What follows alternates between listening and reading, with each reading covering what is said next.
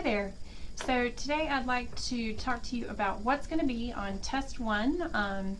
And first of all, to remind you, this test covers chapter 2 in your textbook, which covers special relativity, and we also did a brief introduction to general relativity, which is, I believe, chapter 15 in your textbook, but we only covered part of that chapter.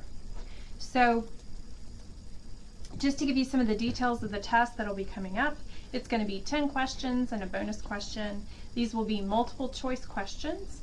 There's going to be a combination of conceptual and number calculation questions. Now, there will be partial credit assigned if you have kind of the right idea but the wrong answer, but you're only going to get that partial credit if you show your work. And this holds true for the concept questions too. So if, for example, you can explain what you were thinking conceptually and that explanation kind of makes sense to a certain degree, even if you got the answer wrong, you're going to have to write that out in words, your logic, in order to receive partial credit for those concept questions. Okay? Also, I have to be able to read it. So when I say write it out, I mean write it out legibly. So you can have a 3x5 index card, 3 inches by 5 inches, not 3 feet by 5 feet. You can have a 3x5 index card for an equation sheet. I'm not going to provide an equation sheet. Making out the index card should actually help you study a little bit. You can bring scratch paper, please, especially if you have rather large handwriting. You might need extra room to show your work in order to get that partial credit. So do bring scratch paper. You'll also need to bring your own calculator. And I have photocopied the constants that are given in the front cover of your textbook. That photocopy that I'm going to give to you in the test with the constants on it is also displayed on our course website. So please don't write on those, give them back to me. I like to reuse them for future tests, save a tree. But you don't have to remember, for example, what the charge of an electron is on the test. It's given to you on the constant sheet. The best way to study physics, always, is to work problems. Work problems when you study. So I've posted some practice tests from previous years. You can also work extra questions that are given in your textbook. So work extra questions from your textbook. Make sure to look over the example problems that are worked in the chapter of your textbook. So just work problems, and that's the best way to study physics. So everybody's always wanting to know what's on the test. So it's a test on special relativity. So here you go. There's going to be a problem on length contraction or time dilation. There's going to be a problem on the twin paradox. There's probably going to be maybe a binding energy calculation. There's going to be a problem on momentum, kinetic energy, and energy in terms of their relativistic equations. There's going to be a problem on the relativistic Doppler effect. There'll be a problem on the stuff that we covered on general relativity. So there you go. Those are some of the problems that are going to be on there. In fact, you probably could have guessed that if you just read through the chapter and seen all the stuff, but hey, stating the obvious helps sometimes, right?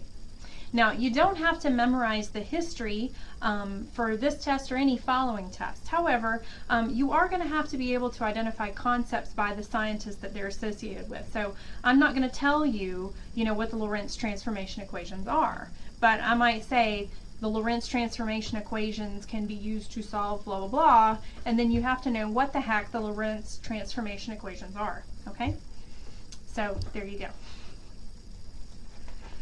All right, so moving on to summarizing chapter 2, here's some of the important and key concepts that you need to understand. Now, having said that, the review that I'm about to undergo hits the highlights. It might not cover all of the details, and you need to know all of the details in order to be able to do well in this test, okay? So make sure that you understand that.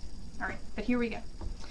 First of all, we covered the fact that special relativity discusses inertial frames of reference and only inertial frames of reference. Now, an inertial frame is one that is not accelerating. So if you want to figure out what's happening with accelerating frames at high speeds, you have to use general relativity. Special relativity won't work. Now, when Einstein developed the special theory of relativity, he did it based on 2 postulates. And those 2 postulates of special relativity are that the laws of physics are the same in all inertial reference frames, and that the speed of light in a vacuum is constant regardless of the speed of source or observer. So those are the 2 postulates of special relativity. This isn't considered a history question, by the way, okay? This is considered fundamental physics, so you are expected to know that. Some of the first concepts and equations that we covered were for time dilation and length contraction. the equation that we used for time dilation was that delta t is equal to gamma times delta t naught.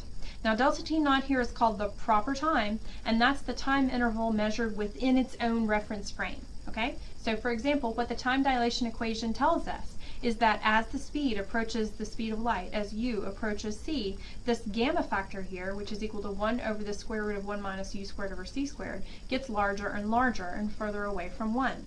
And so that means that if you're observing events outside of your own frame, in a frame that is traveling close to the speed of light, they appear to be much, much slower, to take more time than events do within their own frame, and that's time dilation. So remember that within their own frame, time always looks the same. So if you're in a spaceship and you're watching your own watch, it goes by in intervals of 1 second just like it always did. But if somebody's outside of your spaceship looking in at your watch, then it appears that the seconds take longer than they normally do. Okay? Now, we also covered length contraction. And here, length is equal to L naught over gamma. L naught here is the proper length, and this is the length outside of the frame. Remember that lengths are only contracted when they're measured all at once, all right? So this isn't for lengths that are also separated in time, okay? So only lengths that are measured all at once. And the length only looks contracted when it's traveled in the direction of motion. So for example, if you have a meter stick whizzing by you, it'll look shorter than a meter, but the thickness of the meter stick will still be the same old thickness that it is when it's still. Now L naught here is the proper length, and that's the length of the object that's measured within its own frame. And lengths look smaller or contracted when you see them outside of their own frame. Now we also talked about the twin paradox.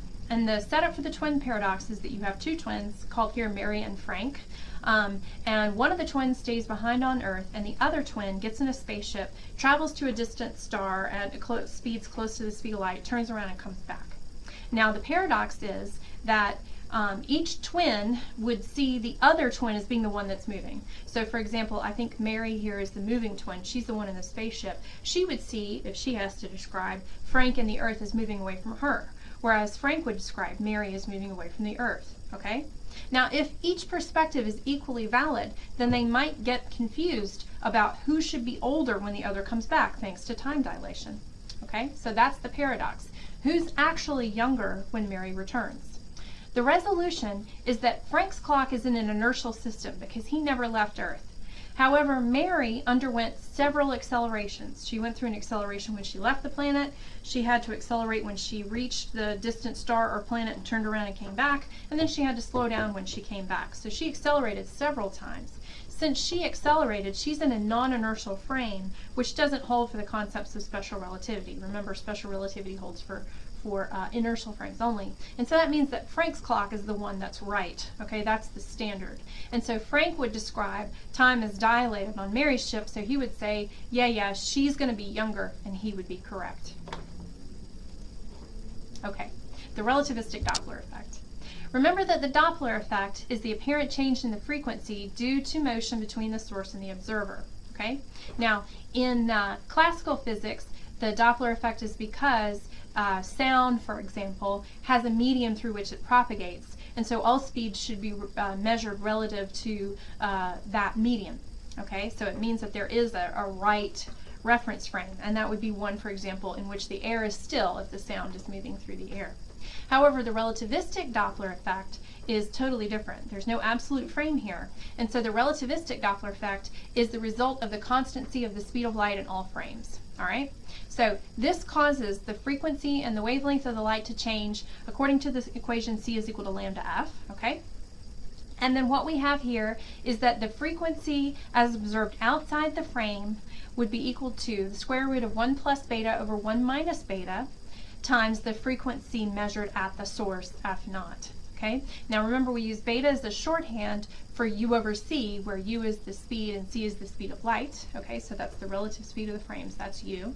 And remember that this is kind of like introductory physics, where the sign of u over c, or the sign of beta, means the direction, okay? So here we agreed to use a plus sign for beta when the source and the receiver are approaching one another, and a minus sign for beta, minus u over c, when they're receding, okay? So that's the final equation, and then you can plug in beta is equal to plus u over c or beta is equal to minus u over c to describe approaching or receding situations, okay? So basically what happens there is light from distant objects can become, for example, distant planets due to the expansion of the universe. Distant stars and planets are receding from from us because of the expansion of the universe.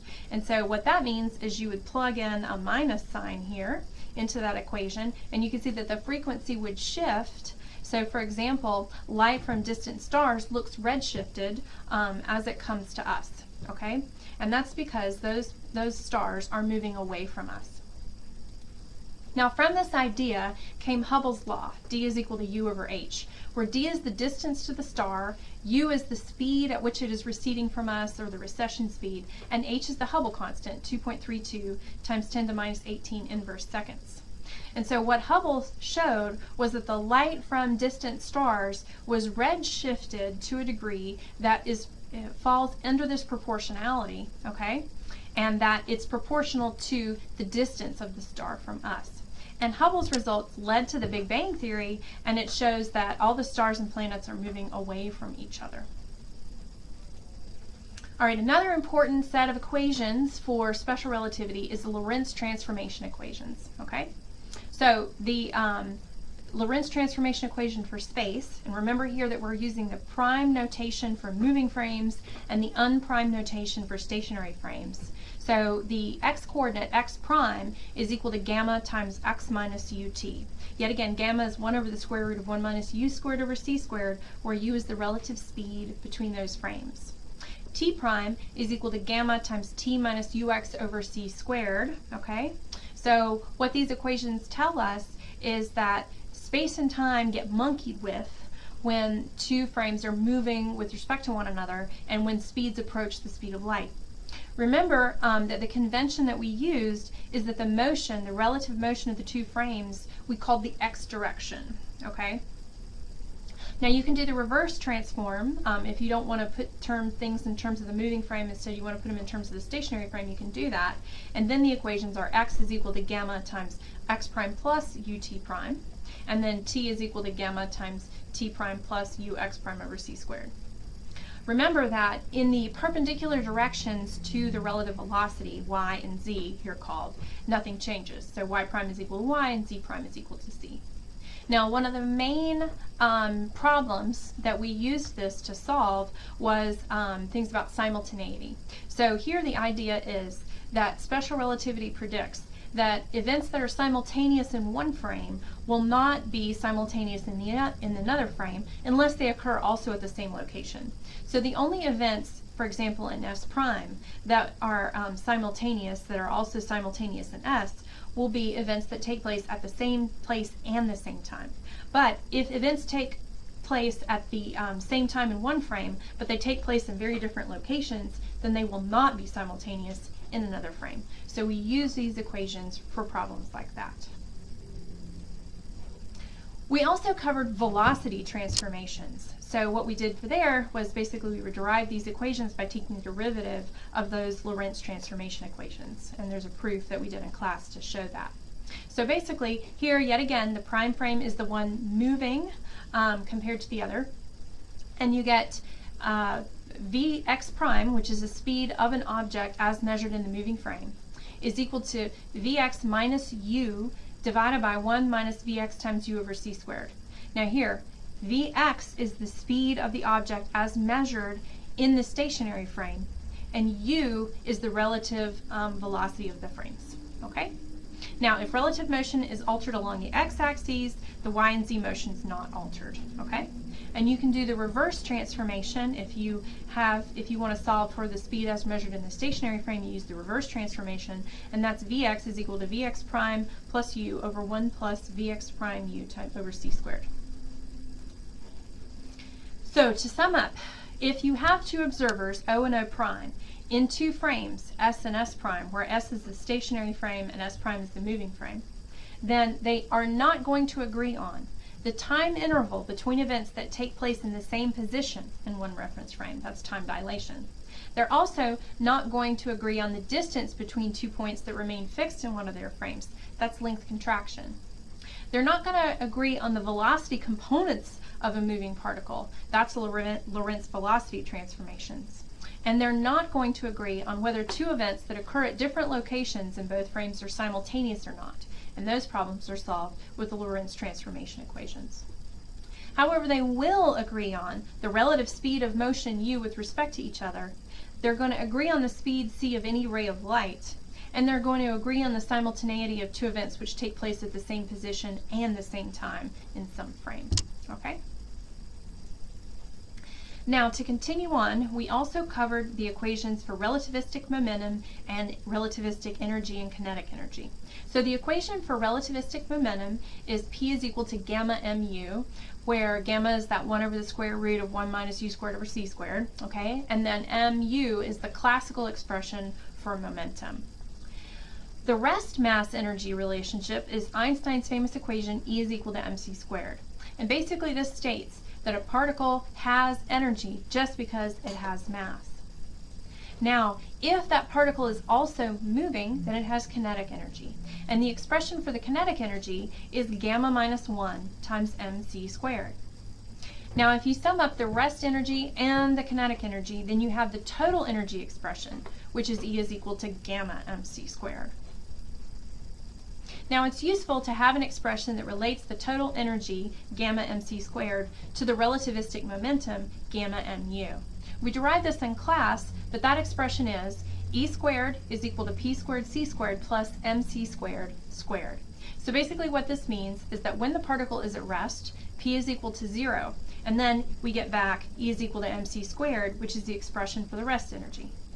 If you have a massless particle, such as a photon or a particle of light, then m is equal to 0, and then we have E is equal to pc. And this means that particles that don't have mass, like light, can still have momentum just because they have energy. Remember that the mass of a particle is independent of its motion.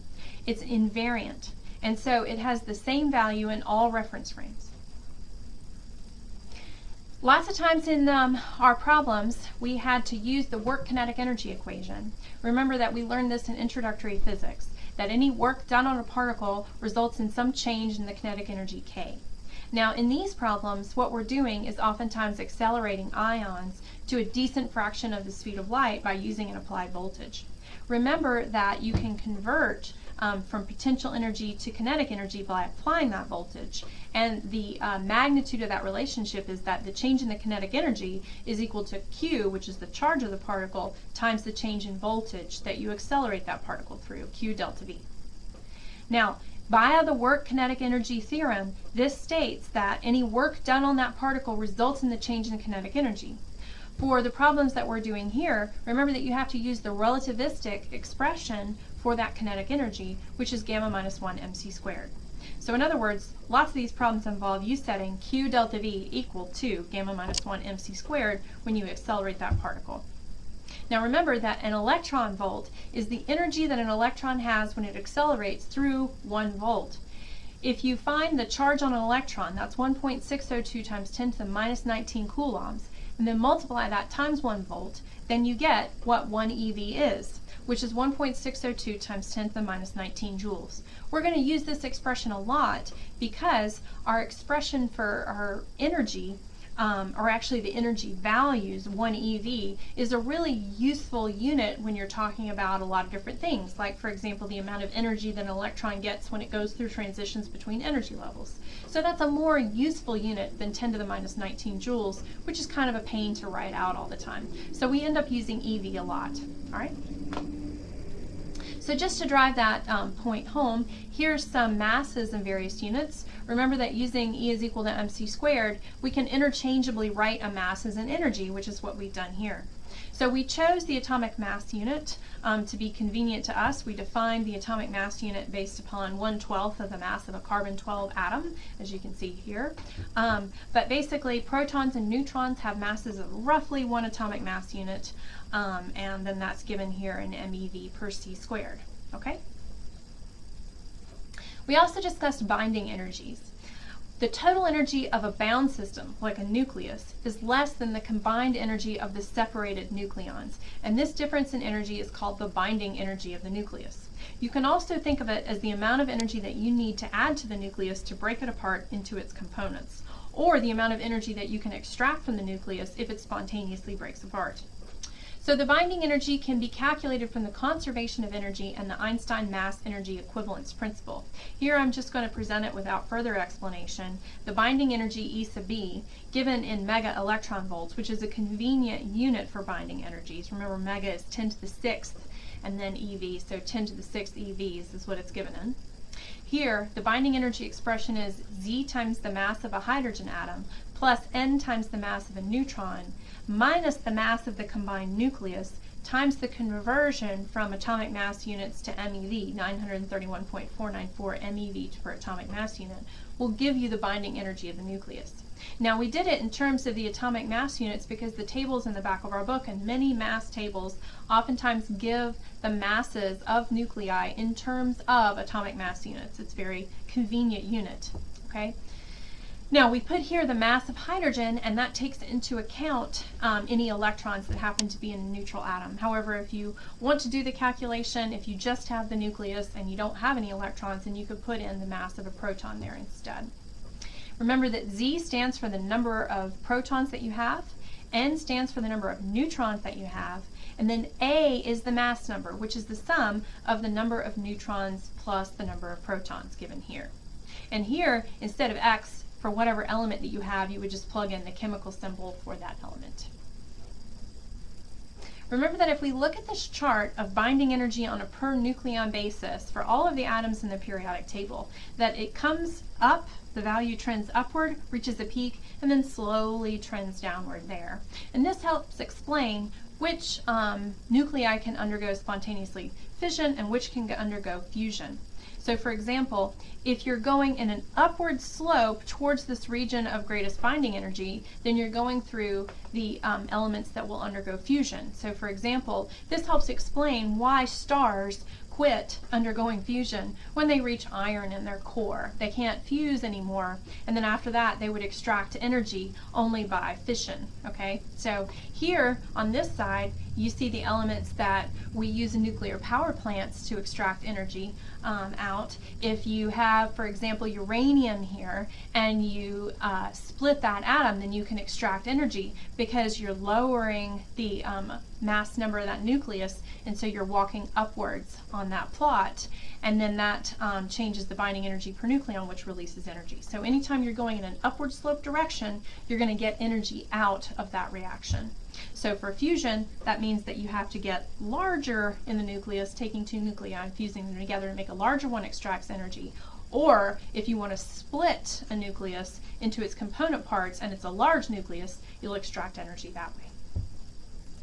Now, moving on quickly to general relativity, the principle of equivalence. There's no experiment that can be done in a small confined space that can detect the difference between a uniform gravitational field and an equivalent uniform acceleration. So this was the idea that Einstein used to lay out general relativity a dozen years or so after he laid out special relativity.